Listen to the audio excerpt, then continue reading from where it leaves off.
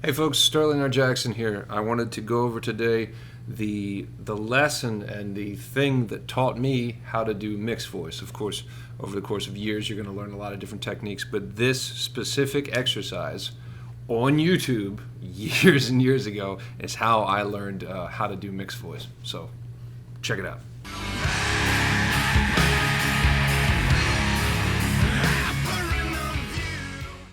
All right, so let's get into this. This is called the cry technique. Back when I found this, and I apologize, I was gone here for a little bit, and my voice is still a little bit affected because I had a cold. It wasn't quite COVID, but it might have been. Anyway, either way, it sucked. The mixed voice thing was really elusive and very confusing when I heard about it many, many years ago. And I kept hearing all these different phrases about it, and I kept hearing all this different information about it, and it continued to just confuse and baffle me. And then you would hear people do it, or you would hear people talk about it, and you're like, how? I don't understand. Like, how am I literally doing something completely physically different than this person's doing? And it's because you probably are. Maybe you might be somewhere in between, or maybe you're like most people where you're singing as you get higher and higher and you get louder and louder, and then your voice flips. And that's what I always did. And no matter what I did over the course of months and months and months, even listening to these lessons and trying them, I could not get this down. So first of all, if you subscribe and you like these lessons, I appreciate it. Hit the notification bell. I'm putting out lessons like this almost every week, along with new content and me singing and me writing and doing all kinds of stuff. So I appreciate that. Anyway, I found this guy on YouTube a long time ago. I don't know who it was. It was a crappy little video of this English guy talking about the cry technique. Today we're going to do the cry technique, and we're going to go through a 5-tone scale, and you're crying into the sound. Now, I did this for 2 weeks straight, every single day, and could not do it. And then literally the end of 2 weeks, and I'm not making that up to sound, like you're gonna get there. I'm not. It literally, that's what it took for me when I found this particular technique. Then I started to find it. The thing that's important to take away from this is that when I found it, it did not feel in my throat or anything like I expected at all that it would feel. It didn't sound really like I thought it was going to sound. And what it ended up being, as I learned about it, was that I was accessing musculature that I had never used in my throat really at all. Speaking, singing, making stupid voices, anything like that. I had literally never really used these muscles ever. So that's why it was so very foreign, because it's kind of like, if you need more, ways to interact with this in your mind, it's kind of like if you're into yoga or something like that and you're trying to learn how to do a handstand. And you try it and try it and try it and you can't, and then somebody right next to you is like walking around on their hands and you're like, how in the fuck? And then after a certain amount of time, you find a coordination, or you find a specific muscle group, say it's right here in your core, that, if I grab onto that right there, then I can sustain myself. And then the first week you get a little better, and then over a month, you really start to grab onto it and understand how to support yourself. That is what this is like. So, without further ado, we're going to do it a little bit here on a 5-tone scale, just like the English guy did.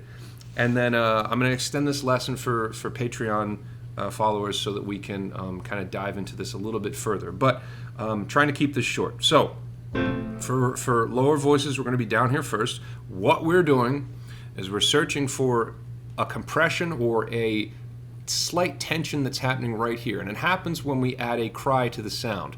If we kind of add a cry to the sound like this, you're going to feel these muscles right here start to engage, and it's going to be awesome. Ready?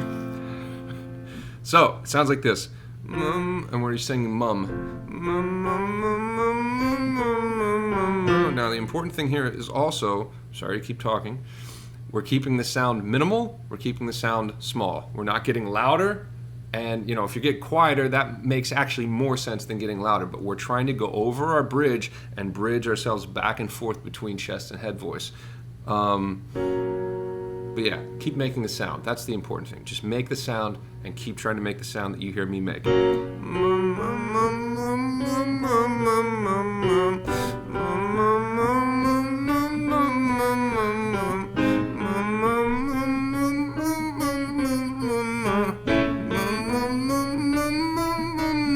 I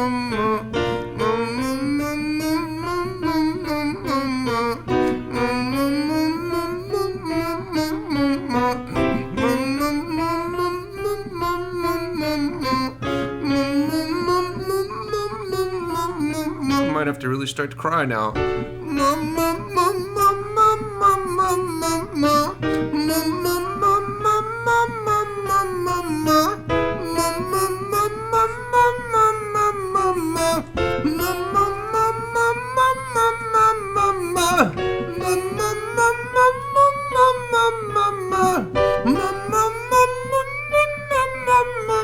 Keep going.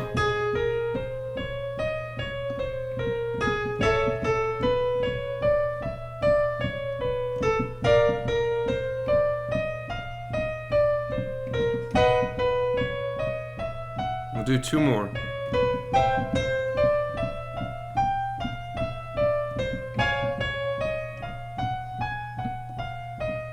Now, obviously, up there is getting into the female range, or really high voices. Either way, what we were doing there is what's happening is that we're compressing through our bridge. So when our bridge wants to break apart, we're coming back in with musculature over top, and we're kind of keeping that together and making it more seamless. If you want to try another exercise really quick, one of my favorites that I'm always going to keep talking about is just using sirens.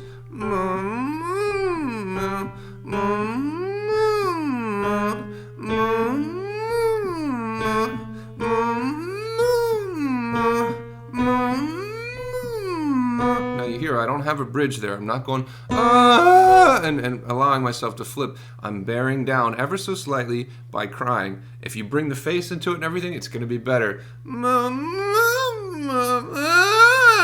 That's what's happening. Some people say, even in opera, that basically as we're getting higher, we're crying on pitch. We're crying into the sound. And one last thing I'll say about that is that you should be able to, and this is something that made it very elusive for me, is that you should be able to sing any note within your entire range loudly or quietly. If you can't, then you're setting yourself up and you're setting your throat up in an incorrect way. So if I want to sing right here on my bridge, I know you can't see my piano, but right here is my bridge as a baritone. That's a hard note for most people to sing. I should be able to sing that without shouting or without completely quieting down.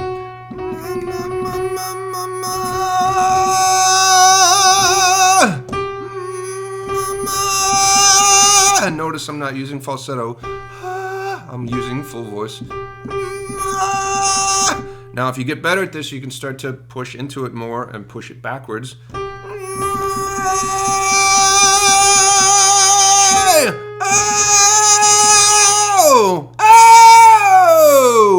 Yeah! Etc., etc.